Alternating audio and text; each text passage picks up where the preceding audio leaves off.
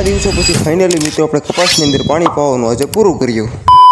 તો જય શ્રી રામ મિત્રો, સ્વાગત છે તમારું અમારા એક આજના નવા મિની બ્લોગમાં। તો આજે સવારે મિત્રો ખેતરે પહોંચીને જોયું તો ખેતરે લાઇટ તો હતી નહીં, તેટલા માટે મિત્રો આપણે કપાસના ખેતરની અંદર જોયું તો રાત્રે મિત્રો આપણા ખેતરની અંદર કંઈક જંગલી જાનવર પણ હાલેલું હતું, તેટલા માટે મિત્રો તેના પગના નિશાન પણ પડી ગયા હતા અને મિત્રો થોડાક મકાઈ અને કપાસના છોડ પણ ભાંગેલા હતા। અને ત્યાર પછી મિત્રો આપણે જુવારના ખેતરની અંદર જોયું તો જુવારના ખેતરની અંદર તો મિત્રો આ દવાનો સ્પ્રે મારવાનું ચાલુ હતું। ત્યાંથી ચાલતો મિત્રો આવી ગયો હતો બાજુવાળાના ખેતરમાં, કારણ કે લાઇટ હતી નહીં તેટલા માટે બાજુના ખેતરની અંદર તો મિત્રો કપાસની અંદર પાળા કરવાનું કામ ચાલુ હતું। થોડાક દિવસો પછી મિત્રો આપણે પણ આપણા કપાસના ખેતરની અંદર પાળા કરવાના છે। પછી ત્યાંથી મિત્રો નીકળી પડ્યો, ધીરે ધીરે આવી ગયો આપણા ખેતર બંને। આપણા ખેતરેથી મિત્રો બાઇક લઈને નીકળી પડ્યો તો મહાદેવના દર્શન કરવા। ત્યાર પછી મિત્રો થોડીક વારની અંદર મહાદેવના મંદિરે પહોંચીને આપણે મહાદેવના દર્શન પણ કરી લીધા હતા। મહાદેવના મંદિરે દર્શન કરીને ગાડી કાઢીને નીકળી ગયો ફરીથી ખેતર બાજુ। ત્યાર પછી મિત્રો ખેતરે પહોંચીને જોયું તો ખેતરે લાઇટ પણ આવી ગઈ હતી અને મિત્રો આપણી મોટર પણ ચાલુ હતી, એટલા માટે ખેરો પણ પી ગયો હતો। 2-3 કલાકની મહેનત પછી આપણા આંકડાની અંદર પાણી પણ આવી ગયું હતું અને હવે મિત્રો માત્ર ને માત્ર 8-10 ટોકા ક્યારે જ બાકી હતા પાવાના। અને ત્યાર પછી મિત્રો થોડી ઘણી મહેનત બાદ આજે મિત્રો આપણો બધો જ કપાસ પી ગયો હતો,